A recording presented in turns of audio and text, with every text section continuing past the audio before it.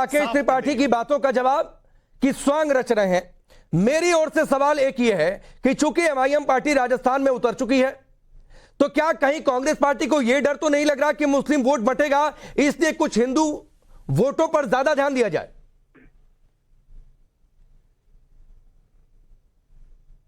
राकेश जी, मैं एक बात का जवाब देना बनता है वो ये है कि अशोक गहलोत जी ने जो बयान दिया है वो एक रिप्लाई है। ये कहना कि जो झूठ फरेब के द्वारा बीजेपी पास्ट में आरोप लगाती रही है कि एक गौ माता में विश्वास नहीं करते, मंदिर में नहीं जाते, तो गहलोत जी ने कहा कि इनका पर्दाफाश हो गया है, कुछ दिन तक के लिए झूठ चलता है। एक बात है। दूसरी बात है, कांग्रेस ने धर्म को माना और व्यक्तिगत तौर से माना, राजनीति में धर्म का व्यापार नहीं किया और प्रचार नहीं किया, उसके नाम पर वोट नहीं मांगा। इन्होंने भगवान को भी नहीं छोड़ा और उनको भी इन्होंने भुनाया है राजनीति में आकर के। वो बात उन्होंने कहा है और यही काम इन्होंने किया था कर्नाटक में, बजरंगबली के नाम से काम किया था। इनका काम बना नहीं। शुरू में जनता जरूर इसमें गुमराह हो जाती थी, अब धीरे धीरे जनता को समझ में आ रहा है कि ये सब झूठ बोलते हैं। दूसरी बात है कि टेलीविजन पर आकर के झूठ बोलना, खैर इनके बड़े नेता भी बोलते हैं। मैं शर्त लगा सकता हूं कि जो मनमोहन सिंह जी का बयान है ये लगातार तोड़ मरोड़ करके पेश किया जा रहा है कि उन्होंने कहा था first right belongs to Muslim on the resources of the country. ये एब्सोल्युटली रॉन्ग है। किसी भी सेंटेंस को काट करके पढ़ा जाए या दो टुकड़े में पढ़ा जाए या अपने मतलब की बात पढ़ा जाए, ये बहुत अनैतिक बात नहीं, उदित जी, ये घृणित बात है। इससे ज्यादा प्रधानमंत्री मनमोहन सिंह जी ने क्या कहा था? नहीं कहा था नीच बात कि पहला हक माइनॉरिटीज नहीं कहा था, मुस्लिमों का नहीं कहा था। एफिडेविट देने को तैयार हूं। नहीं, मैं एफिडेविट देने को तैयार हूं। नहीं, मैं एफिडेविट तैयार हूं उदित जी, वरना ऐसे दर्जन भर स्टेटमेंट मैं आपको सुना दूंगा कि प्रो मुस्लिम स्टेटमेंट दिए गए, एक वर्ग के लिए स्टेटमेंट दिए गए, एंटी हिंदू स्टेटमेंट दिए गए। कौन सा नेता यह कहता रहा कि मुस्लिम का भला कांग्रेस ही कर सकती है?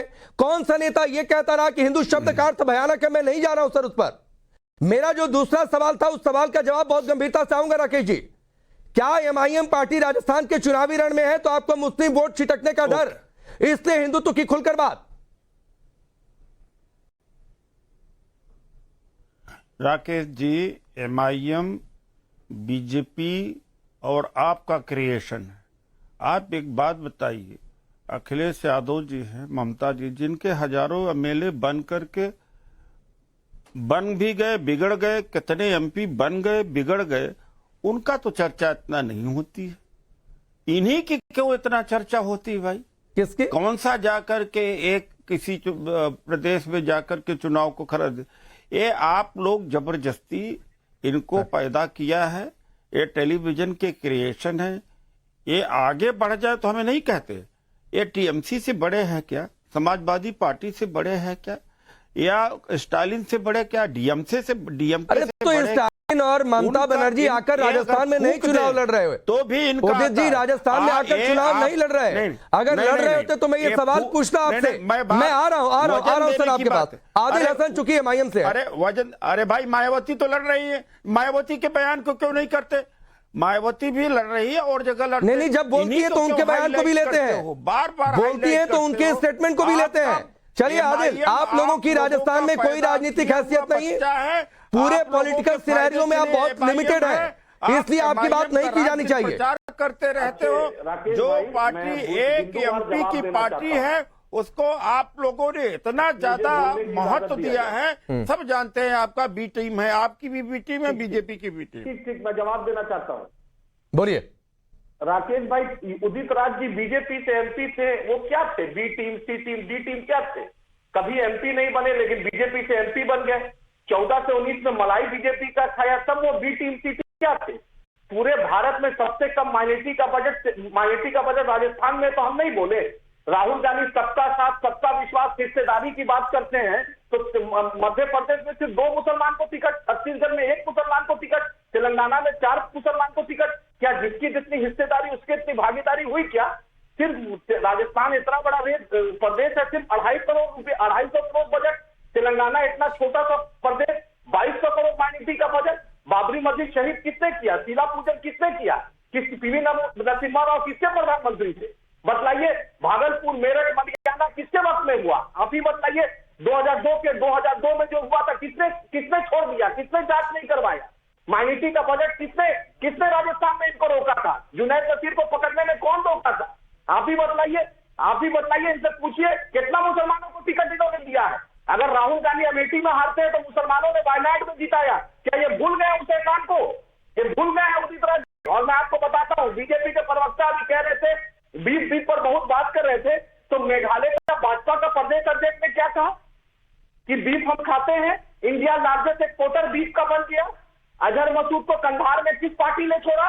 नवाज शरीफ क्या बिरयानी किसने खाया? पाकिस्तान क्रिकेट टीम का इस्तेमाल किसने किया? केरला में बाई इलेक्शन में बीजेपी का कैंडिडेट ने क्या कहा बीफ के बारे में? आप ही बताइए ना, इंसाफ कीजिए ना। माया कोडानी और बाबू बजरंगी को किसने संरक्षण दिया? नहीं साध्वी प्रज्ञा को। आदिल, इंसाफ तो आपकी पार्टी भी नहीं कर रही है ना। अलग अलग जगहों पर, तेलंगाना हो, राजस्थान हो, जहां पर भी जा रही है वहां पर गाजा के नाम पर मुसलमानों को भड़का रही है। आपकी पार्टी के नेता अलग अलग जगहों पर जाकर कह रहे हैं कि मुस्लिमों साथ आ जाओ वरना गाजा जैसा हाल हो जाएगा। तो आपकी पार्टी कौन सा इंसाफ कर रही है भाई? सुन लीजिए राकेश जी, मेरा 4 एमएलए तो राष्ट्रीय जनता दल और जदयू ने तोड़ा, चुप रहा। जब शिवसेना का एमएलए टूटा तो बेचैन हो गई।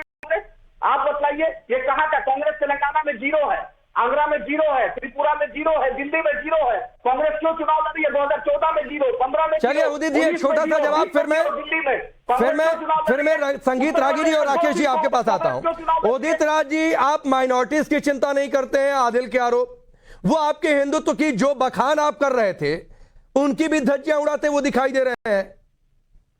मध्य प्रदेश में कितना मुसलमानों को टिकट दिया? पूछिए इनसे। हाँ ठीक है, चलिए जवाब ले लीजिए। उदित जी, एक छोटा जवाब 30 सेकंड में। महाराष्ट्र हाई कोर्ट ने 5। अच्छा आदिल, जवाब ले लीजिए। आदिल प्लीज, आदिल जवाब ले लीजिए भाई। जवाब ठीक है। उदित जी, बाबरी मस्जिद को जितने शहीद ठीक। अरे रुक जाइए, चुप होंगे तभी जवाब मिलेगा। उदित जी 30 सेकंड। AIMIM को अपने परिवार का देखना है और ये भड़काऊ भाषण दे करके माहौल खराब करके हिंदू मुस्लिम करके निकल जाते हैं और बीजेपी को जिता देते हैं। इनका व्यापार बिजनेस एकदम खूब ठीक से चल रहा है। आजम खान को या दूसरे मुसलमानों को इतना बोलने की आजादी है क्या? एक किस तरह से बीजेपी का वो पोषित करने का काम कर रहे हैं मुसलमान भी जानता है। ये कोई मुसलमानों के चिंतक नहीं है। ठीक है, परिवार है इनका, ये भाइयों का है। कुल मिला के परिवार के आगे कुछ भी नहीं है इनका। जिस दिन आप इनको दिखाना बंद कर देंगे, ये कहीं जाना भी बंद कर देंगे और इनका नाम लेने वाला नहीं है। मैं आगे जाऊंगा। पहले